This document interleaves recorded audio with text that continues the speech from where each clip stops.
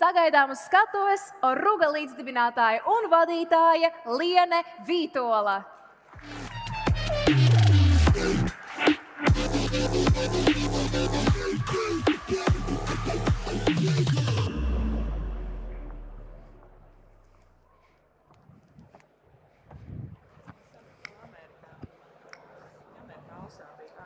Oho, jūs te ir daudz. Labrīt, drosmīgie!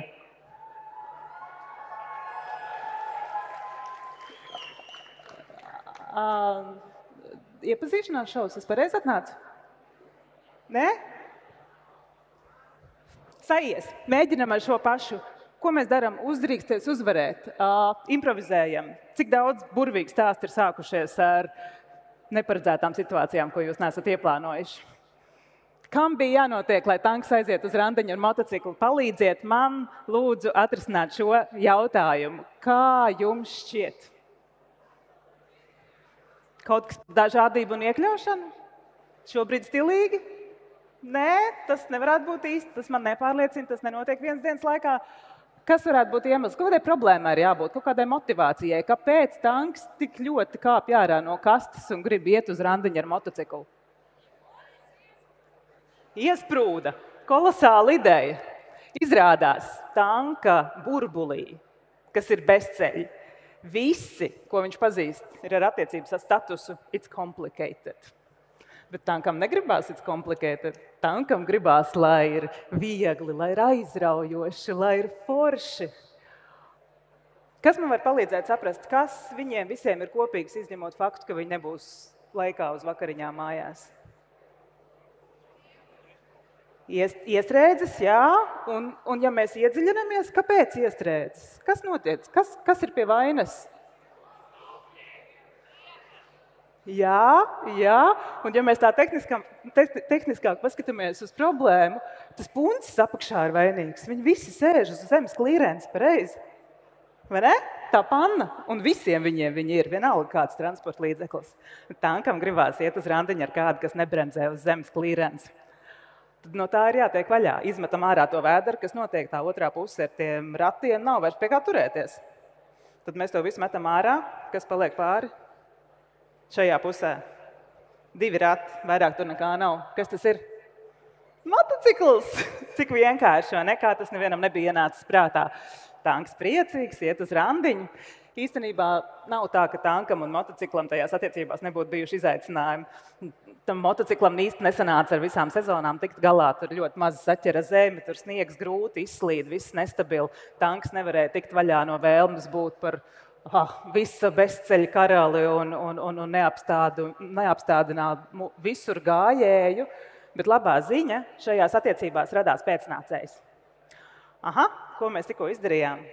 Mēs identificējām motivāciju un problēmu, mēs meklējām risinājumus, mēs šos risinājumus piemērījām ekspektācijām un mēs nonācām pie kaut kā pilnīgi jauna. Ko tas jums viss atgādina? Nevarētu būt kaut kas par inovatīvu biznesa radīšanas principiem?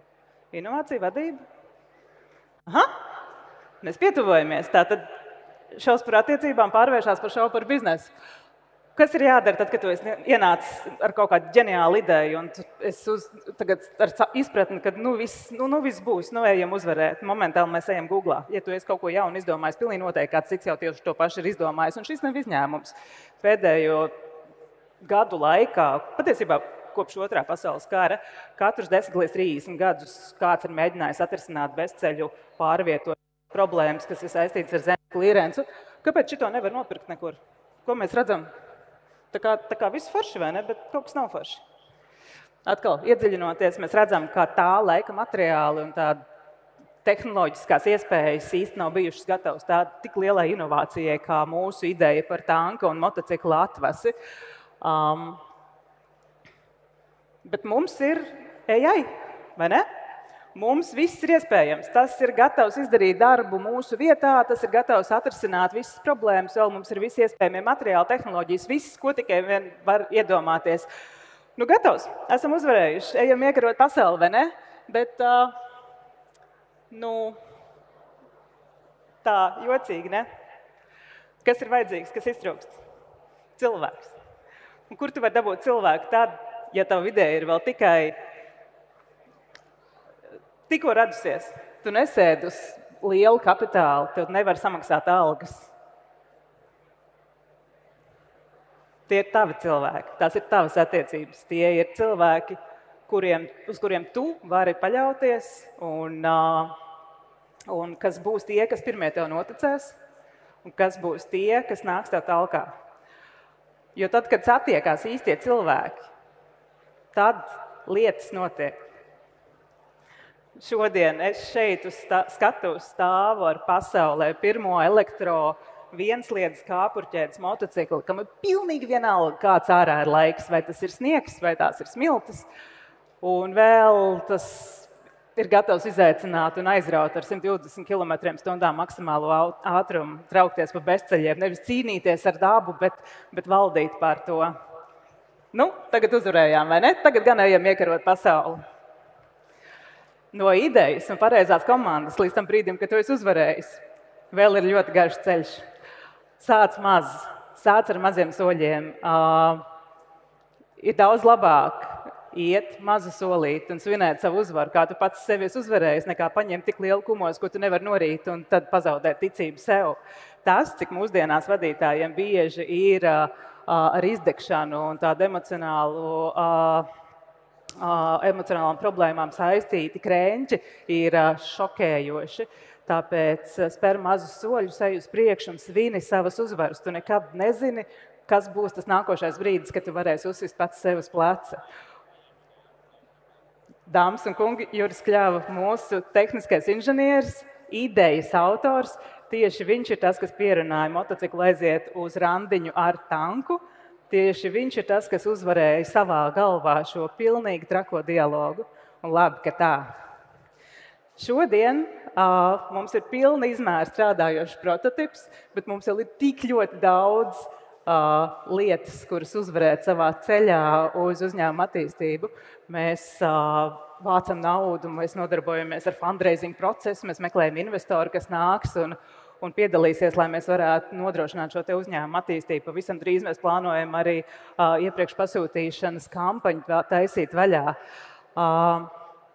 Un šis ir mērķis, uz ko mēs ejam. Mēs vēl neesam tur, bet tas ir ļoti svarīgi turēt sev acu priekšā to mērķi, jo ikdienas problēma jūklī tik ļoti viegli pazaudēt to navigāciju.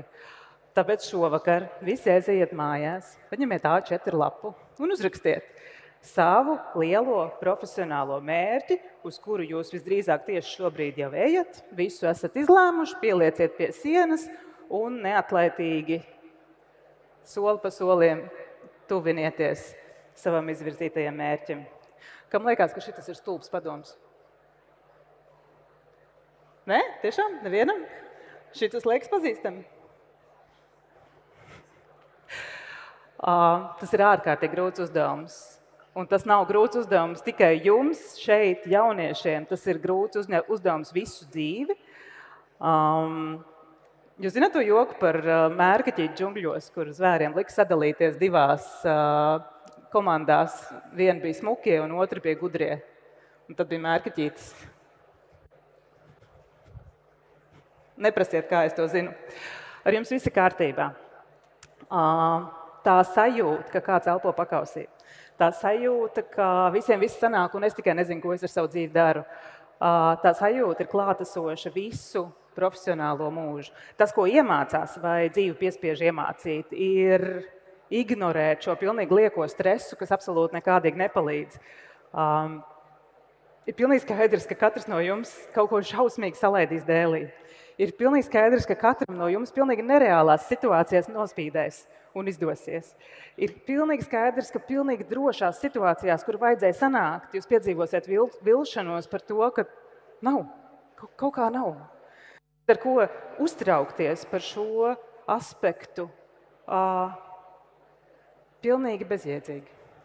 Sarežģīts uzdevums, bet ja tā izpratne par to ir, tad var vismaz trenēties to ignorēt. Patiesība ir tāda, ka jau šobrīd jūs strādājat pie sava biznesa veiksmes. Ar to nepietiekam daudz runā ar maziem bērniem ģimenēs, un tā pieredze liecina, ka pašam atziņa rodas par vēlu, jūs savu veiksmi, savu biznesu, to ceļa garumu, kāds ir jāpaveic līdz tiem taustāmajiem rezultātiem, patiesībā jau ne tikai šobrīd darat, bet sākāt jau bērnu dārzā.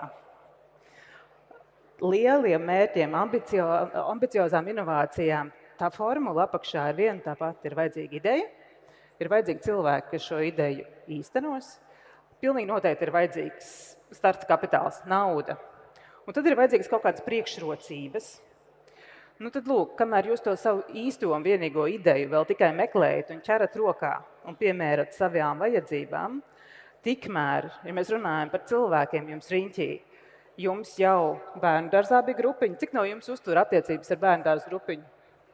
Oho, super, purvīgi, šiem cilvēkiem ir priekšrocība. Cik no jums ir mērķiecīgi gājuši iepazīties ar klases biedriem, ar paralēla klases biedriem, vienu klasi augstāk, vienu klasi zemāk? Maleči, jūs jau veidojat savu biznesa priekšrocību. Tas nav viegls uzdevums, bet tas noslēpums ir tāds. Vēlāk tas nebūs vieglāk. Šis ir tas jūsu dzīves brīdis, kad jums piespied brīvprātīgi jūsu dzīvē ienāk simti un pat 1000 cilvēki, un tā ir jūsu iespēja paņemt šo milzīgo cilvēku gūzmu sev līdzi. Viņi būs jūsu klienti, viņi būs jūsu darbinieki, viņi būs jūsu partneri, viņi būs tie, kas pirmie jums noticēs, iespējams uzticēs jums savu naudu, tie būs tie, kas saīsinās jūsu ceļu līdz panākumiem. Vēlākos gados cilvēki maksā milzīgu naudu, 100 un 1000 eiro, par iespēju nonākt konferencē uz 5 stundām kopā ar pārsimt cilvēkiem, un tad mēģina ar visiem iepazīties un dabūt sev šo te labumu. Jūsu gadījumā jūs varat to cilvēku sākt ņemt līdzi jau tagad. Formulu, kā to darīt, jūs zināt labāk nekā es, tie ir jūsu vienaudži, tas ir jūsu veids, kā jūs to darat.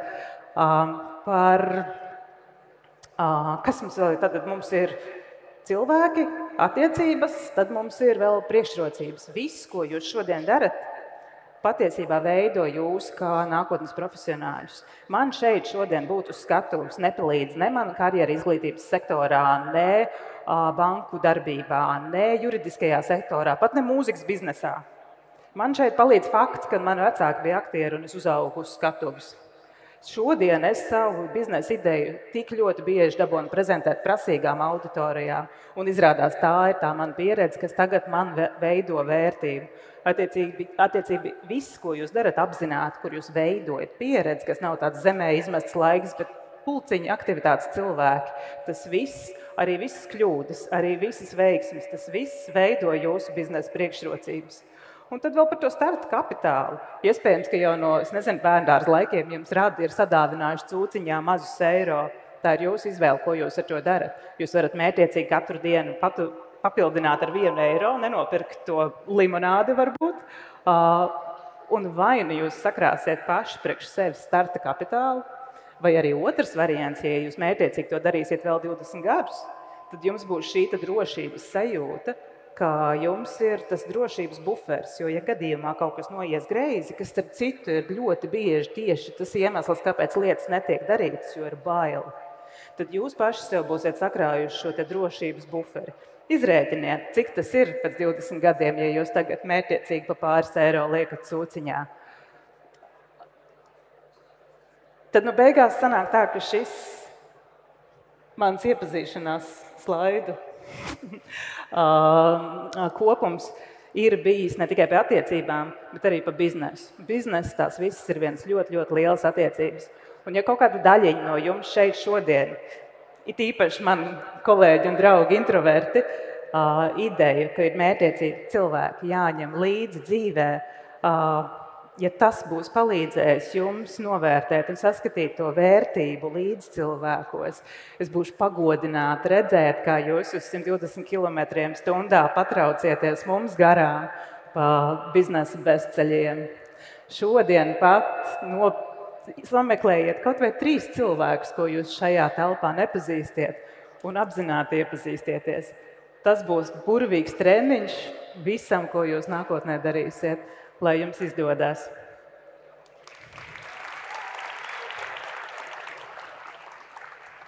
Lienai, Sirsnīgs tev paldies par tavu uzrunu un par tavu prezentāciju. Paldies! Paldies. Un, skatoties uz Arugu, es nespēju nedomāt par to, vai Latvija ir laba vieta tāda kā radošo ideju smilškaste. Latvija ir Tā kā radīt jaunas biznesa idejas. Jā, Latvija ir burvīga vieta, jo Latvija ir maza. Tad brīdī, kad tu dari interesantas lietas, ir ļoti viegli sasniegt vajadzīgo auditoriju. Es runāju gan par uzmanību, gan par iespēju nonākt uz skatuves, gan par lēmumu pieņēmējiem.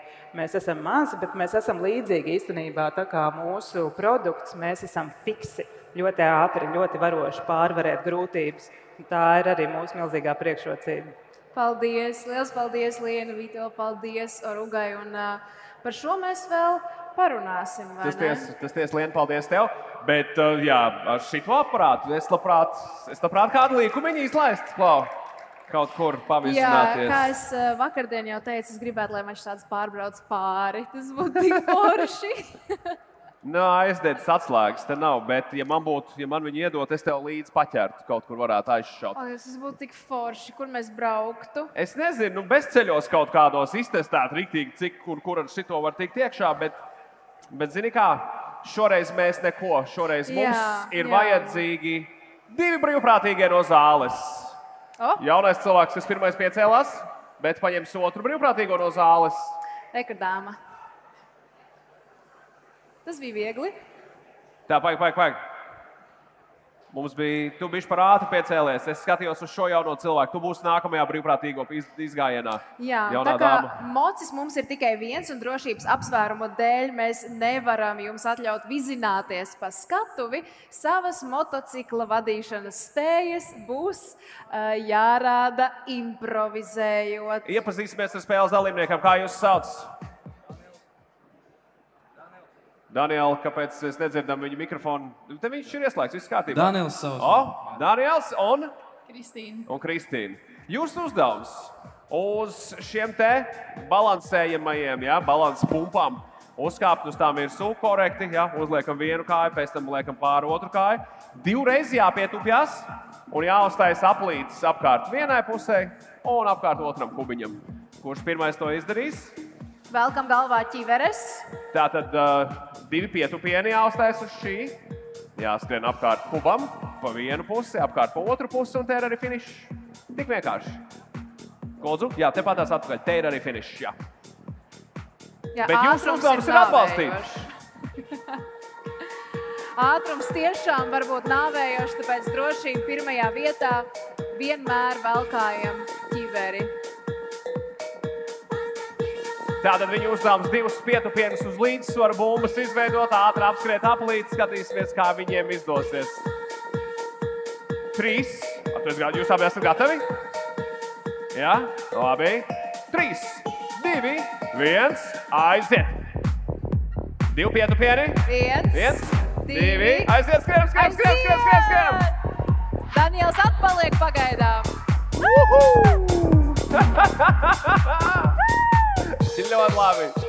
Ļoti labi. Jūs bijāt dikti ātri. Improvizētā mocīšu padarīšana ir beigusies. Velciet no ķiveres. Mums pirmkārt lielākais prieks, ka jūs nesavainojāties. Nenokritāt un nesataisījāt nekādas problēmas. Viss kārtībā. Mēs sakām lielu paldies jums pirmkārt par uzdrīkstēšanos, ka izdomājāt atnākt šeit uz skatuves un parādīt, uz ko tad esat spējīgi. Un abiem drosminiekiem balvas sarūpējuši konferences partneri Lijā un Mission Latvija. Tik vienkārši varētu tikt pie šīm balvām. Jums tūlīt pat arī rekordnas arī jūs apbalvojums, viļie. Paldies, ieņemiet vietas un turpinām tālāk Iedvesmas konferences uzrīksties uzvarēt. Paldies!